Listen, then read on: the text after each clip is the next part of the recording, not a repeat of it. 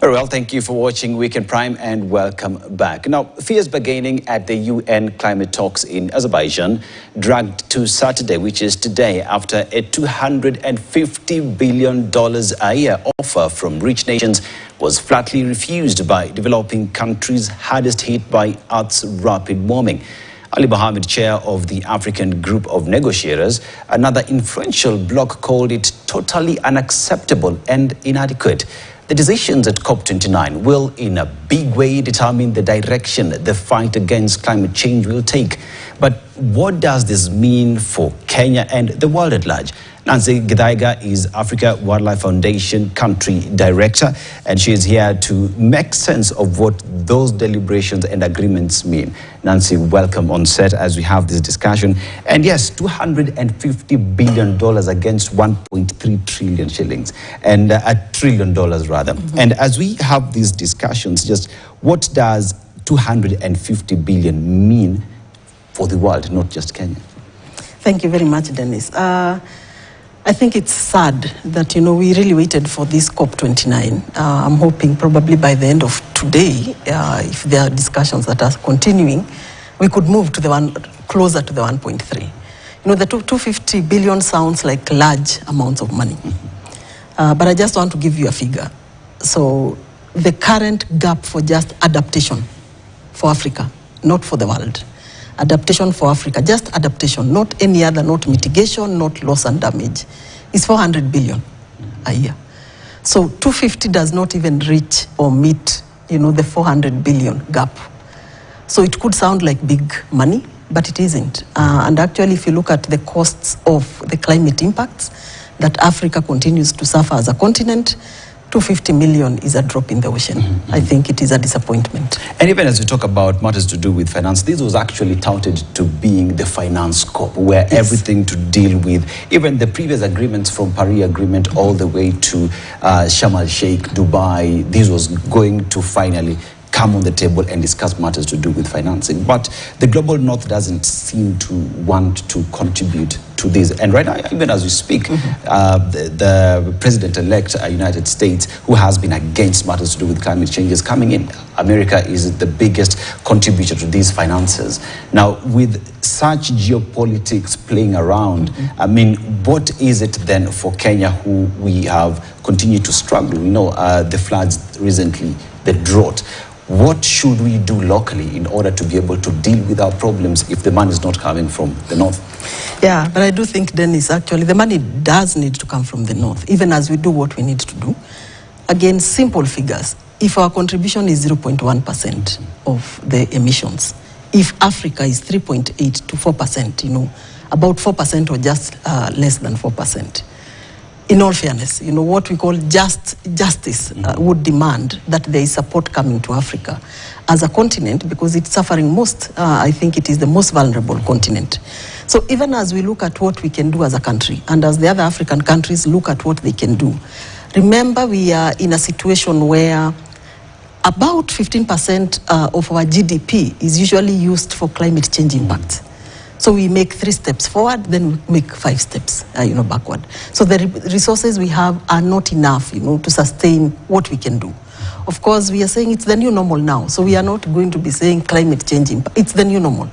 So basically, how do we survive in the new normal? So the support is needed. It's just justice, common justice, common decency. It is just justice. Even as countries in Africa, as Kenya also puts its own resources, and I think we've been doing that. If you look at our plans, our climate change plans, there is a small percentage where Kenya as a country is saying we shall put our budgets here. But it is a drop in the ocean. So I think we are putting budgets. Unfortunately, if you look at even the climate financing, because we say there is climate finance, what comes as climate finance is also debts, just additional debts. And we are saying climate finance should not be about debts, actually, because that takes us, very far back. It should be about grants, because it's survival. It is the livelihoods of people. It's not business. You know, we've been talking about climate finance, like invest in finance, and then you get returns. It's not about investing and that was returns. part of the conversation at COP, that maybe we need to relook at how this money comes through us, because the agreement earlier was that it has to go through World Bank before it gets to the global south. But even as we talk about that now, what are some of the targets that we have now, mitigation targets, emission reductions? We know we actually have been talking about reducing emissions. The biggest polluters, to even as they give the funds, they also make agreements on how much they're going to cut on emissions. And this forever continues to be a subject matter year in, year out. So in terms of emissions, and as Kenya, we say we emit close to zero, because even our power is still green. So in terms of us doing more and also encouraging others to do more, how should the negotiators at COP, how would they have approached these at COP in making sure that everybody is playing their part? Actually, the three things, I would look at them as four. So, of course, the financing, critical. Even if we stopped emitting, and we usually say that, the scientists tell us that, even if we stopped emitting today, we still have to live with the consequences of the emissions 50 years plus. So even if we stopped, you know, any further emissions. So we need resources for that adaptation. And I think that's why for Africa and other developing nations, we are always saying resourcing for adaptation. Mitigation should also get its resources. Unfortunately, what we have seen in the previous past is that a lot of resources go to mitigation, which is not necessarily mitigation, if we can be honest, you know, as nations. Because what you see is offsetting, you know, continue polluting, ask another African nation somewhere to help you offset. But does that reduce the amount of emissions that are actually, you know, being generated? I think not. So mitigation should continue. And I think the discussion even on fossil fuels, which we expected to go on during this COP, it started in Dubai during the last COP. We expected to, you know, to make headways, but we didn't. So that discussion has not been held. You know, it's quiet. Then we have been talking about just transition. So moving in terms of energy, fossil fuels, moving from fossil fuels, but a just transition. Now the terms that were being thrown around were transformative transition. I don't know what that means. You know, just bigger words. But we are not getting where we need to get. So I think mitigation, yes, should proceed, but not the way it is. I don't think there is serious commitment to actually reduce emissions. No. And we know that even during at COP29, there was that argument from the host president that fossil fuel are gifts from God, so stop telling us that we are oil countries. But that's a conversation for another day.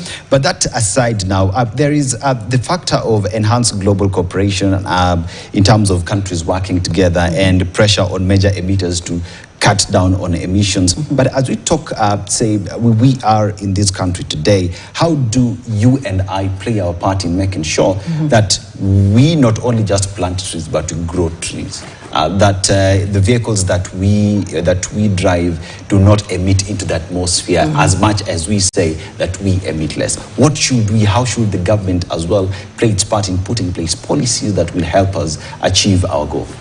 Yeah, thanks, Dennis. I think the entire issue, you know, of just transition again, because it would be best if we moved maybe to electric cars. You know, optimally, ideally, that is where we should be going. Because if the fossil fuels then need to be, you know, we need to get rid of fossil fuels, then we need something that is different. As a country, one of the things, unfortunately, and I'll say this, you find happening, I don't know how many times you've driven behind vehicles and all you can see is black emissions, you know. You have to pedal on the brakes. Yes, and I'm sure if we asked NEMA, for example, why? Because we have air pollution guidelines. So we don't follow them. So even in as much as our contribution is just 0.1% or negligible, there's something that we can do as a country. And I think going green is one of them. Our energy mix, 85 to 90% is green. That is good. But this small 10%, the fossil fuels we have, I think the way our vehicles, the way we use them, the air pollution, that is still high, even for a country, you know, internally. So that is something that you and I can do. That is something, a policy that is already existing, if implemented, would be able to help us reduce on that. And as well as we speak, AWF is busy on ground, making sure that biodiversities are protected, that matters to do with adaptation actually does happen. But even as we talk about that and even going electric, it means massive investments into this. So in terms of again, I go back to the government in terms of investing in what local communities, local stakeholders are doing. How should we go about it? Because, you know, the government had a discussion in terms of FLOCA that has to go through the counties. But how do they get to engage with you who are playing your role in making sure that these and the environment that you are in are actually protected? Yeah, thank you. I think, and I just love that biodiversity bit, because we look at biodiversity and say how it has been impacted by climate change. Often, I think 1 or 2 years ago, we were saying we've lost this number of wildlife because of drought. Later, a few months later, we have flooding, and it's another extreme. But biodiversity, in as much as it's impacted heavily by climate change, is also a solution to climate change. And I think what you are saying, what this tree growing, the 15 billion tree growing, is part of, you know, bringing back our biodiversity. But just to remind us, that's just trees. We have the savannas and rangelands, and soil carbon, you know, being able to sequester carbon within the soil. So all those options are available, and that is how biodiversity would contribute to that. Now, where the communities come in is they are the stewards and the custodians of that biodiversity at the lowest level. Simply, again, numbers, and numbers don't lie. If you look at our protected areas versus what is in private hands, I think protected areas is about 9% or so. So this other 91% is in your hands, my hands, and the biggest is in community hands. So if we are going to look at biodiversity and how it will contribute to climate change or contribute to reducing the impacts of climate change, then the stewards, who are the communities, need to be engaged. And I think we are seeing some efforts, you know, like the carbon effort. I'm not a big fan of it, but carbon provides actually a good opportunity for communities to be able to get, you know, this carbon market that we talk about. They get an opportunity to get resources that could be invested. If only we could reduce the number of cowboys, you know, in between here.